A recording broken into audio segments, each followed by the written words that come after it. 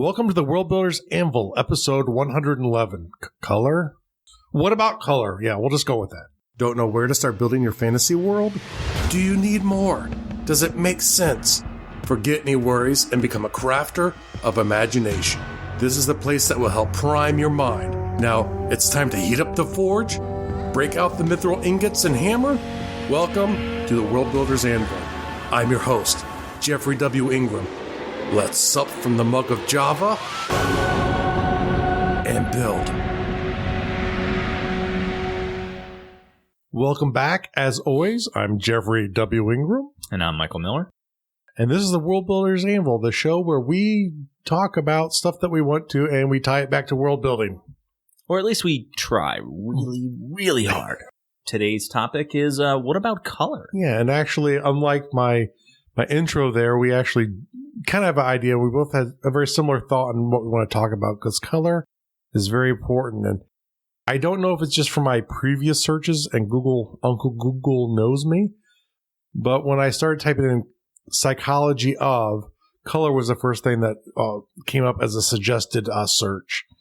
I know, and my reaction to that was surprised that like sex. I would think psychology of sex, the psychology of gender, or the psychology of women. None of those things. Love was second. Love was number two. And actually, music made it in there, which color doesn't shock me either. But yeah, but I wouldn't think it would be super high on the list. But it does shock me that color was first. Yeah, and I think the big reason is marketing. Yeah, that makes sense. And because realistically, the point is, color is so impactful on cultures, and I don't think it's a universal thing. I do. I think you will find there are 10 million shades of white if you're from the Arctic. There are 10,000 shades of green. I think you need to when you're from a tropical island. I think you need to go back to your prior statement. You said that the cultural impact of color is different from place to place, and my thought is, well, okay, you said cultural impact, and I'm thinking psychological impact. Yes. Okay. Now, all right. I take my disagreement back. We go because it was wrong. Okay. Now, because there are commonalities, there are certain symbols that transcend the idea of a dot. The dot. Can we talk about that being the first symbol? I know you made it up. It is one of the. Did you look first. It up? I've seen something similar to that. If it's not the first, it's hard to really know exactly what the first was. It was one of the very most ancient symbols there are out there. And the important thing is that's, if not universal, pretty much. In most cultures where there's a dot, it usually means stop, end. Really? Yes. As opposed to like oneness or existence or the beginning, which is what I would think it would be. Stop. Stop. A dot means stop. Yeah. I mean, certainly. It exists across multiple cultures. That's why it sort of fell into the role as the period. It was actually applying the symbol to language use. And grammar. And see, the funny thing is you talking about the first symbol makes me think of the oldest trick in the book. Did you ever see that commercial? No.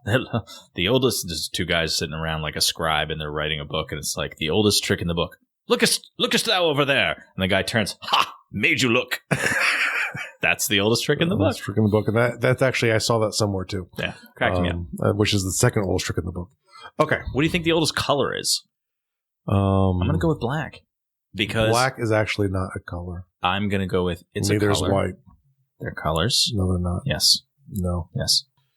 Okay, color is. Are we going to talk about color when it comes to paint or light? Because I realize that they are not the same thing. It is not the same thing. You just see it in reverse. Black, when it comes to paint, is the culmination of all colors together.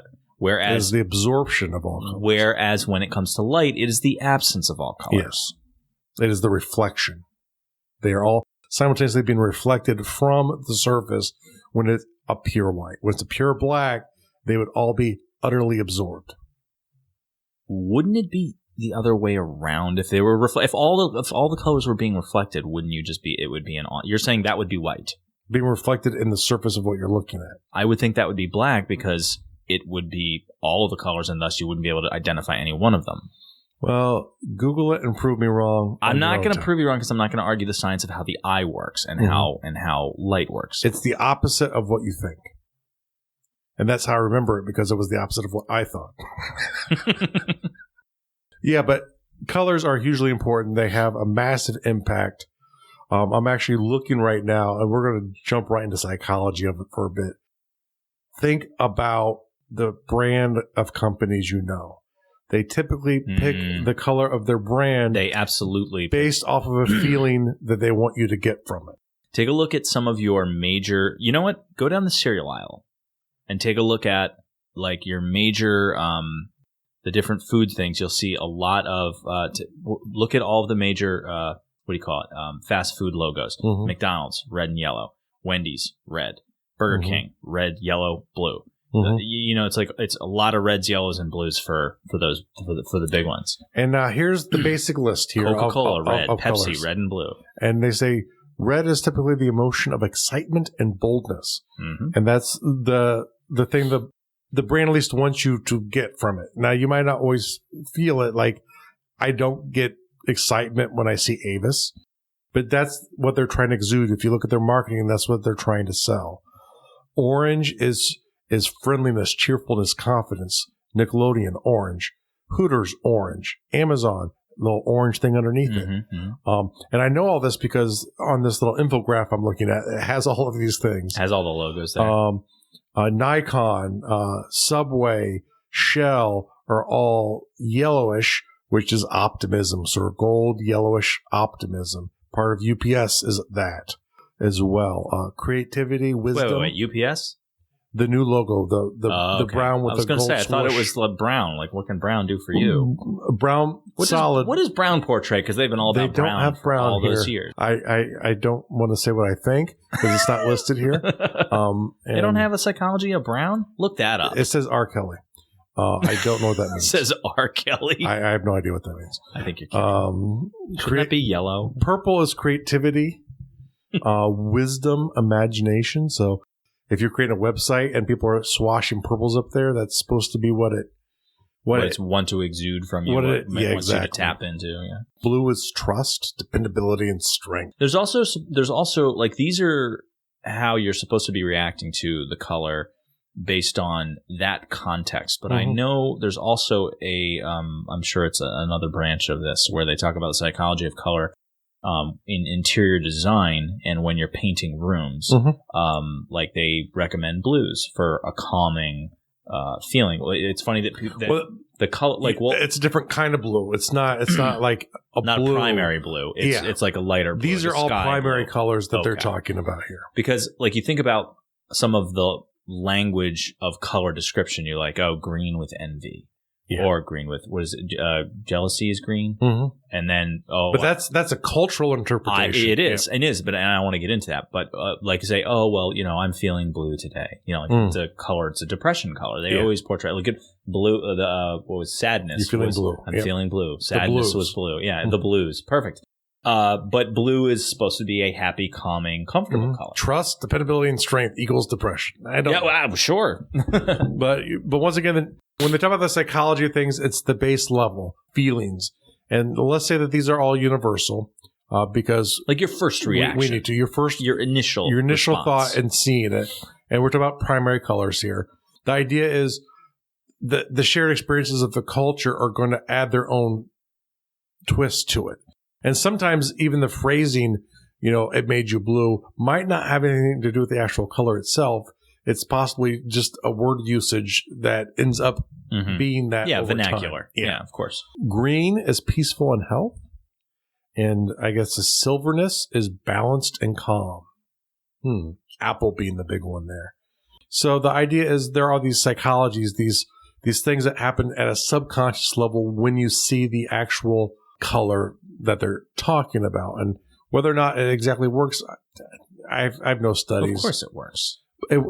But if you don't think it works, imagine why so many companies spend millions of dollars using these specific colors in their logos specifically to garner a reaction, because they want you to feel something when you see, oh, UPS, why would they want to exude optimism? Well, optimism, my package might get there on time. Mm-hmm. Or optimism, ooh, my package has arrived. Yes. Or Nikon, ooh, if I get one of their cameras, maybe it won't suck. Mm-hmm. My pictures, obviously. Not the camera. I thought you meant the camera. Well, I'm thinking that I would hope the camera would They would probably hope that as well, too. But, they're trying to put a psychology on you. But cultures sort of bend and manipulate things to their own wills. That's where color comes through as one of the basic symbols. So one of the basic symbols. And the idea is symbolism starts being created in a culture as very simple sort of mental reminders of things. Much like the period, certain colors, like green might have a peaceful health to us, but if you go to an area that is a tropical rainforest, there are studies that show that people there, they have much more of an ability to distinguish differences in green than we do. They sometimes have trouble with other colors because their brain is adapted to focus on that because certain kind of greens to them might be utter evil, death, destruction because it is the color that's a poisonous plant. Exactly. Or that's a creature, that's a poisonous creature that hides in those. That is the Komodo dragon color, which eats us if it catches us. Which is kind of cool if you don't actually get eaten by one or live in an area where you can't be eaten by one. Getting eaten by a dragon. Apologies to anyone who's got a family member that's been eaten by a Komodo dragon. We don't want to offend anyone. We don't want to offend anyone. That would be a bad thing. That would be wrong. Unless they were fictionally eaten, in which case we endorse it. Absolutely. Fictional dragon eating. We only like violence that's fake. That's true. I really enjoy fake violence. I enjoy fake violence. I despise real violence. I'm with you. I'm with you on this one. So colors, along with actual drawn symbols or sounds, become basic symbols. Good examples are the Phoenicians. The Venetians were the Phoenicians because they made purple dye. And purple dye made them the purple people, which in their language, or whatever language we know Phoenician from, actually means purple people. And so I guess whoever destroyed the Phoenicians were the purple people eaters. But I don't have anything to back that up. You were just dying to say that, weren't you? Well, I just kind of thought of it as I was going. So it's funny that you mention it that way, though, because you're just mentioning green, and green makes me think of Asian culture. It makes me think of Chinese and green tea. Yeah. Well, I'm more thinking it's the clothing and jade. Mm-hmm. Emeralds are much more common, and red makes me think of Japanese culture because it makes me think of the armors and the the different. Accoutrement with the armors and what have you. And there's definitely going to be that level of it too. So your culture's impression of other cultures might have a color basis to it, and some might not. Some cultures you might not have a color associated with, like Germany's gray, France's I would think yellow. I would think more brown and reds for Germany makes me think of Germany. I was just sort of making fun of sort of drabness there. Yeah, and I lived in Germany, and it's always gray there. Always gray. Yeah. Which isn't true, but it felt like it always was. That's maybe because you were stationed. No, it was more, it's the weather. It's overcast. Overcast. It felt like a lot of the time. Yeah. And like I said, because of the station, they're probably not quite as often as it really was. But if you visit there, it's a wonderful place to visit. But it always felt a bit gray to me. But cultures might have these certain interpretations of color, but internally to cultures, sometimes colors are important too. Like when we were playing around with the Sierra, and actually one of the symbols we came up with right away when we were doing the rebuild episode was blue was important to them. Mm-hmm. And that was because it was important to the ancient Celts who would paint themselves in blue and go off into battle. And I like that idea. But you also, correct me if I'm wrong, raised the importance of blue with the Syrian based on their the importance that they placed on the water, on bodies of water, the sea. That's why I chose blue. That's why you chose it. I have no idea the reason why it was for the Celts. Maybe it was just a cool dye they could make. Don't know. But it wasn't important. It was just an inspiration to me. A lot of times, purples, blues, reds were important colors throughout the Mediterranean and in Europe, distinguishing class. I believe it was the emperor who could wear purple, and I might be getting the colors mixed up right now, but You know, it's like if you weren't the emperor and you wore a certain color, you would be killed. Purple always seems special. Like, you know, you got your primary colors. Of course, you see them throughout nature, but purple you don't see as commonly. So it always because it doesn't. It's usually you're taking things to make a purple because it's not a primary there's color. There's a lot of flowers that are purple, and not a lot. Two. There's only two. Yeah, I just Googled it. You're lying again. Again, yeah. But like right now, I'm thinking of like my video game. I play a lot of Destiny, and in Destiny, the rarities of the items that you get are color coded, of course. Yeah. With like almost every video game. So like you pick up a green drop, it's not that special. You pick up a blue drop, it's rare. You pick up a purple drop, it's legendary. Dun, dun, so dun. you want the purple drops. Yeah. And of course, the best one is, it looks yellow. I think it's meant to be gold, but it's yellow. And that's your exotics. But the purple always feels cooler because it looks cool. Yeah, and you think about too, at least in the West, and I think it's more of a cultural thing. I don't think this is a universal thought. Is typically tied back to nobility, which isn't always true because in some earlier cultures, blue was the color of nobility. Yeah, royal blue. In Rome, the senators wore red, I believe, wrapped in their white tunics. So every color has its place in a culture, and usually I would think it's the rarity of it that causes it. You know, it's hard to reproduce a purple out of things in nature. And I believe like the Phoenicians, it was some sea creature that they harvested and turned into the color. And it was, I think, one of the rarest colors outside of, you know, the Phoenicians. And that was the way they made so much money, was selling this color to people. So it was probably a very closely guarded secret. For the cultures that was hard to get unless you traded for it, you know, it was valuable. It became very valuable. And that's usually the thing that sort of, I think, distinguishes it, is how easy it is to reproduce. I think it has a lot to go into the importance of the color, and the ability of the people to perceive it. You know, people who live, the Inuits who live in the north have a great ability to distinguish snow.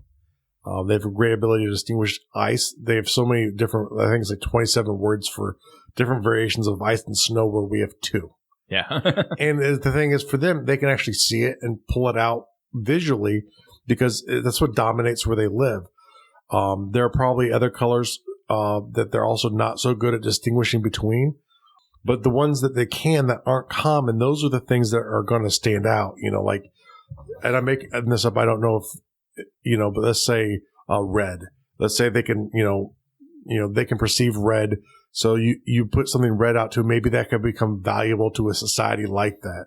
So if a certain color palette dominates the area, things outside of that palette, I think, are more likely to become special because it's something they're not used to. It's not common. Yeah.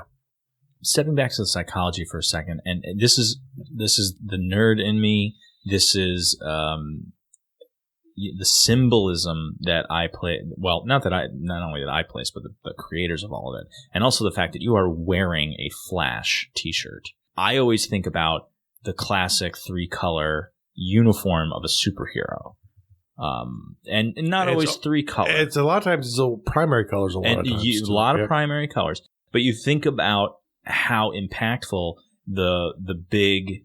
For colorful, I always fall back on the Justice League. You've got the Green Lantern. Mm-hmm. You've got Batman, which classically was blue and gray. Mm-hmm. People think of Batman, they usually think black and gray now. Yeah, but it was blue. Actually, very originally, it was red. Yeah, like originally, Bob Kane made it red, and black. It was Bill Finger that changed the look of Batman. But the classic one is, you think of gray, blue, little yellow, yeah. The Flash, of course, red. Superman, blue and red, and red, little white, yellow. And blue. He didn't wear white. I mean, there was a little white in the symbol, but red, white, and blue. It's actually yellow. It's not white. You're wrong. I'm not wrong. I know you're not wrong, but you're still wrong. Anyway, the Martian Manhunter. I'm trying to think of what of the big ones. Of course, Aquaman. Mm-hmm. But You think because you're wearing the Flash shirt, and I've been watching a ton of the Flash lately, and love it. Everybody should. My God, it's so good. It's such a good show. And I've only seen season 1. Like, I haven't watched any of season 2 yet. Yeah. So I can't wait. I know a lot about it. I have multiple podcasts that I listen to that talk about it. But since we're talking about color, I want to focus on that. It's just the strikingness of that character and the impact that color has. And also, actually, we could, because they're so similar in suit color and design, Daredevil, you know, just that deep red, you know, like, I love seeing it, you know, like, that suit just hits me. Daredevil has probably one of my favorite from the comics. Mm-hmm. Oh yeah, definitely his comic suit better than the movie or the TV show suit. Yeah, the TV show didn't pull it off well.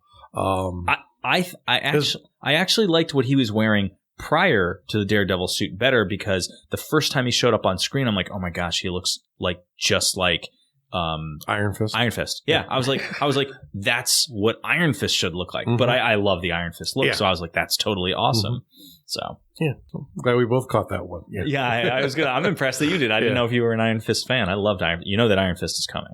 Oh no, I didn't. Oh yes, excellent. Well, I mean, look at you've got Daredevil, you've got Jessica Jones. Oh, you've got Luke Cage, who is Power Man, and the next person is Iron Fist, because Luke Cage and Iron Fist make up Heroes for Hire. Luke Cage, Iron Fist, Jessica Jones, and Daredevil make up the Defenders. Like, they're making the Defenders. Like, they're slowly building. They're building a TV version. They're building the Defenders. Yeah. Exactly. So Iron Fist is coming. And very cool. And I looked up actually what the color of brown says.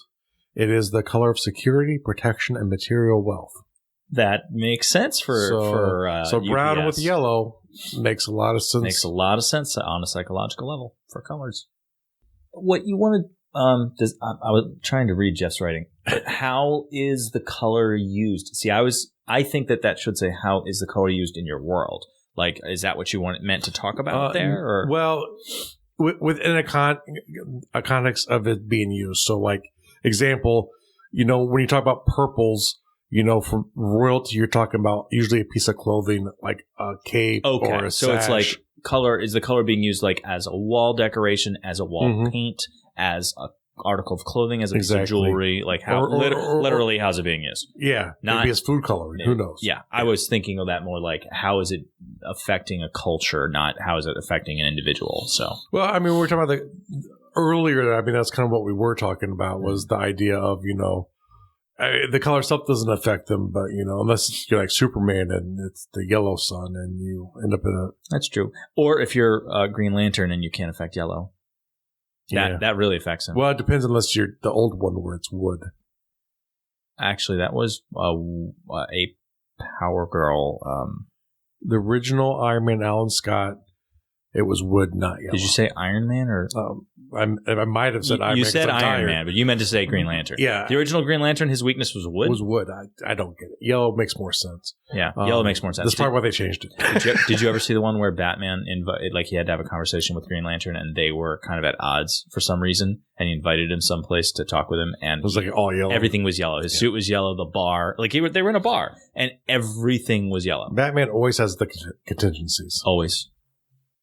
Which is why he always wins in the Batman versus other DC heroes comic books. Oh, it's great when he goes up against... I love that he doesn't balk to go up against, like, Darkseid or, like, whoever. He goes up against everybody. Yeah, and where it makes absolutely no sense that he could possibly survive as long as he has, except for the fact that he's Batman. He's Batman. That's right. You want to talk about religion or...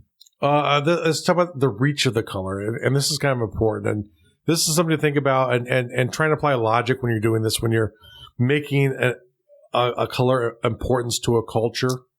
Logic. You know how I feel about that. Is if you want like to show off like how extreme a culture is, like let's say there's a horrible, evil dictatorship. If the person, let's say they eat anything green, they're killed. They can't wear it. They can't eat it. They can't touch it. Oh, look at what was it? This the M. Night Shyamalan movie. the village. Red was that was the bad color. Like they found a flower that was red and they immediately plucked it and started burying it. Yeah. Like you couldn't wear red. Like red, big. That's exactly what we're talking about. Is big no. Think about the impact and beyond, like if you're thinking of a purple cloak, what does it mean if someone's growing purple flowers in their window? Think about the things in the society that you're dealing with. And when the color shows up, what does that mean? Are there rules for or against? And it doesn't need to be one way or the other. It's a complete choice, but be consistent in the culture when you make the choice. I agree. Yes. Circle gets the square. And now the idea, and these always do kind of cross over. The other thing to think about too is it a cultural effect, a religious effect, or a state effect? Now, what do you mean by state effect? Like governmental? Yeah. Sort of, like America is red, white, and blue. Mm-hmm. And Canada is red and white, eh? But never blue. But never blue. But never blue, eh? Never blue, eh? That's pretty good. I like that. You like that? That's a Canadian thing. Never blue, eh? But of course, Love Canada. Love Canada. I stick with South Park with that one. Which actually... come on now. Not really. I really love Canada, but I love them enough to joke about hating them. Yeah, Canada's actually a wonderful.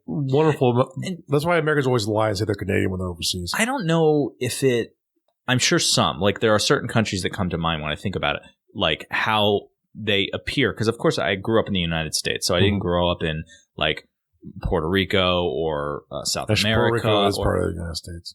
It's a territory. Fair enough. But I'm talking about, like, somewhere other than the continental United States that grows up with a flag and that they stress the importance of the flag and subsequently the color. And the United States, of course, were, diehard red, white, and blue. Like that is a cultural and state important thing is red, white, and blue. Like it's really a state thing. It all really came about in the move to nationalism. Where the sort of the state colors and the actual strong national thought. And that's the reason why they started, because at the beginning when America was created was around the time where what we think of modern nation states were being created. But especially as you start getting, later on in the period of heavy nationalism, colors for this, colors for that. I mean, look at like German propaganda, look at English and American propaganda at the time. It's all very color driven. Look at all the Cold War propaganda. Cold War propaganda too. But a huge part of that is that's the state use of it. The cultural use for, once again, it could be a subculture within the state, or it could be a culture that's only partially in the state in another state where, maybe yellow is really important to them, but no one else really in the countries they live in use it, and it has no significance outside of that cultural group. Or religions where anyone who follows the Bible must wear green, which I don't think is a rule. I'm pretty sure I'm lying about that. Not a rule. But you're just throwing it out there. Well, it was commandment 14. If which you actually Moses dropped. Yeah, and everyone knows he dropped it because they've seen the movie, or they should have seen History of the World Part 1. Yeah. And if you read it really quickly, you'll see it falling down. It's right there in ancient Hebrew, which I can read, and it says you have that to he dropped it. Yeah. Something I want to take a step back about being nationalistic and the importance of color to a nation, to a people. I feel that a lot of people don't like. I feel very strongly about this that we as a species don't always get groups and cultures and peoples and nationalities, literally groups. So a lot of us think, okay, well, family first, fine. Once you get beyond family, the next jump. It really changes a lot from culture to culture. There. Of course. So, of course, my perspective bent on it is growing up an American. But my point is that you take a look at I like using sports as an analogy. You take a look at someone who's a big Boston fan versus someone who's a big New York fan. They get antagonistic and sometimes violent over a sports team. My thought is that France and Germany. My thought is that rallying behind a sports team is a great way to get a lot of people on the same page about something and basically find a commonality and subsequently give people the benefit of the doubt, have a level of understanding and acceptance of someone that you don't know based on something that you have in common. Mm-hmm. And color, subsequently our flags, red, white, and blue, like, you know, an American is going to more side with another American than someone from another country mm-hmm. because, well, red, white, and blue, and we're all behind the flag, yada, yada, yada. Yeah. But where it falls apart is when the difference comes into play and people get too caught up in the fact that they are behind the thing they're behind. Mm-hmm. So like, oh, I'm behind red, white, and blue. I'm behind, you know, the United States. Okay, we're unified, great. And then another country comes into play. Like, we can be friends. No. Red, white, and blue. Your flag is, you know, blue and gold. So get out of here.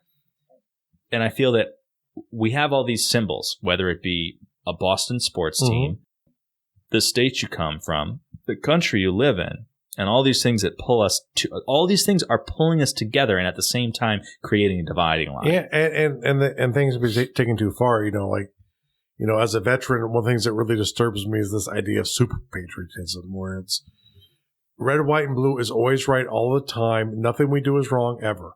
And we're human. We have to make mistakes because we're a bunch of humans doing things together. Mm-hmm. Where I typically, I'm going to err on the side of my team. But, you know, sometimes teams do bad things. The Patriots, they win too much. That's a bad thing because I'm not a Patriots fan. Okay. But I was about to say, I'm like, how is that a bad thing? I mean, I'm not a Patriots fan either, but like, if you're a Patriots fan. But you know, the point being, the same symbols where they pull people together. The problem is, and it shows the power of the colors, you know, and the power of the symbols are people can become so obsessed with them and any externality. Oh, you're a Democrat? You're evil. You're a Republican? You're evil. Same exact group, but it's all about the symbols, and it's the psychology that drive people there. And really, a lot of times, you know, whether it be not enough understanding of what's actually going on, you know, I can't believe how many people who've no idea what it's like to be a soldier, you know, tells me what it means to them to support the troops.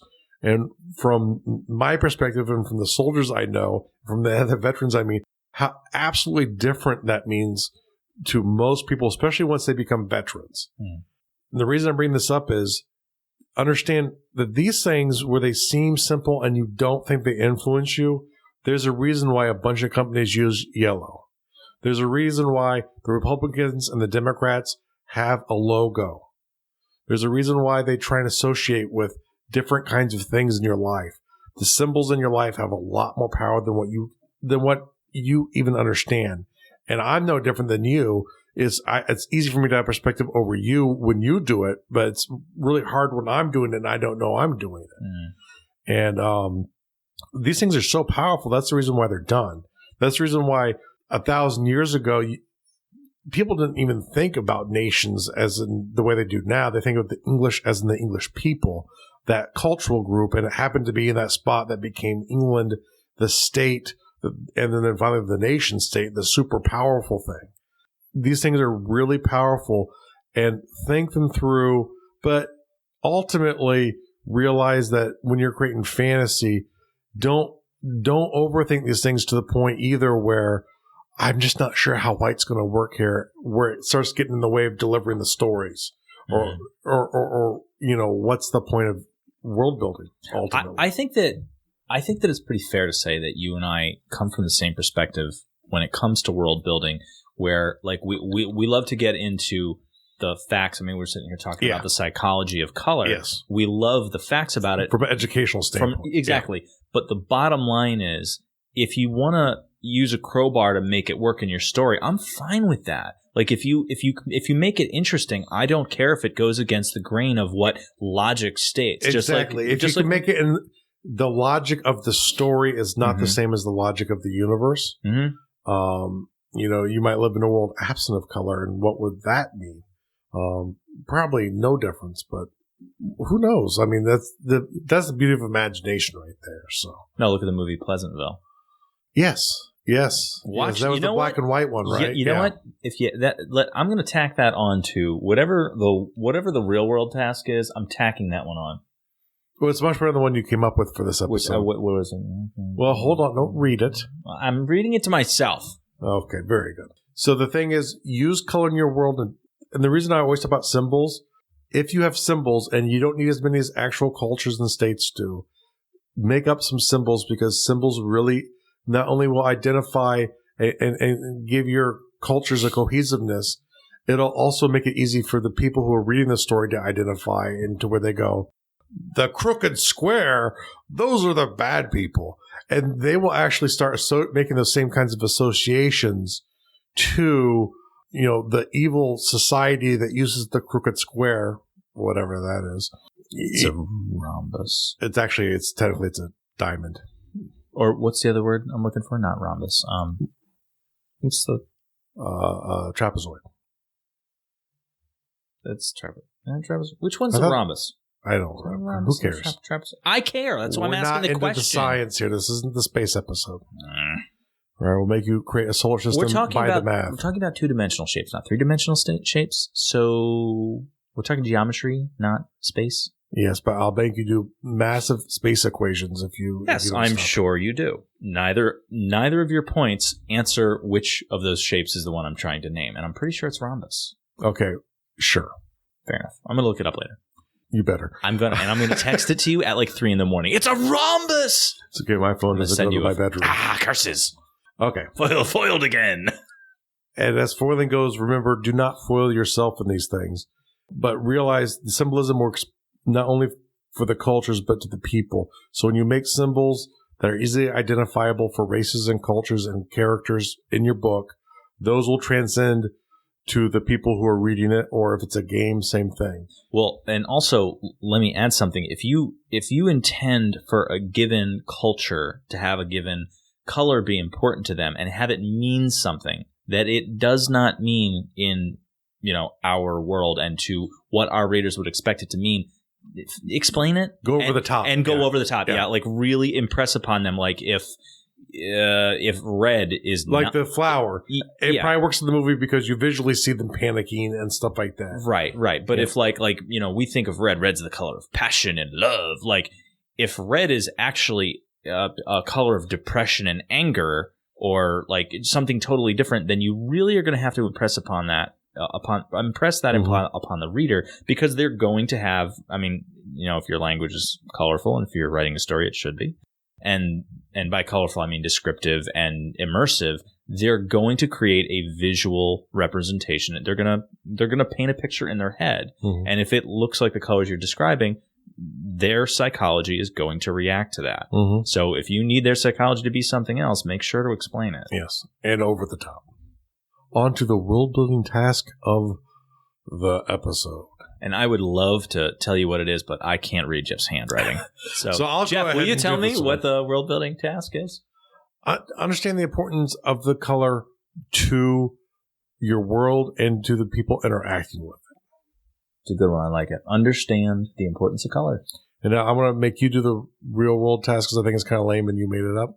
I did make this one up, but when I came up with the idea of doing a color episode, this was kind of a throwaway thought. It was kind of make a dinner with a color. I wrote blue. Was there? Well, I wrote blue, I'm sure, as an example. So pick a color that you really like or that you want to explore and try to make a dinner for your loved one based around that color. Okay. And then now my wife in your group, that will become the color of love. Could be. My wife, having a degree in nutrition, points out that you can generally make a pretty healthy plate of food if you have a lot of different colors on it. She's like rainbow. She's like put a bunch. I've actually heard a lot. Put a bunch of different colors on the plate. If everything on the plate is white or gray, you're probably not doing like, oh, it's just chicken and potatoes and rice. You know what I mean? Well, I kind of like mine to be sort of black with a little brown and maybe some gray at the edges and then red on the inside. Red on the inside. I was going to say I like mine to have red on the inside. So, but okay. Warm. So that's your real world task. And Jeff, what's a tease? Let's take a look at tech and how to do tech levels. And not just tech levels in the way you think. You have to wait to see it all, though. Oh, I love tech levels. Like this is really exciting. Yes, Was this one of mine? Yes, one of yours. Oh, I love tech levels. And as always, make sure to go to garduel.com. That's GARDUL.com for the show notes. It'll be under podcasting, World Builders Anvil. That's a great place to get all of the information from the episode that you've just listened to and to see all the resources that we've talked about in this episode. Thanks for joining us in this episode of the World Builders Anvil. Please be sure to rate and review us in iTunes, and please help get the word out to your friends about our show. And join me, Jeffrey W. Ingram at Garduel.com, to see the progress of my world and learn why I made the choices I did. And please contact me and let me know the topics you would love to hear in the future. Now strike while the myth rolls high.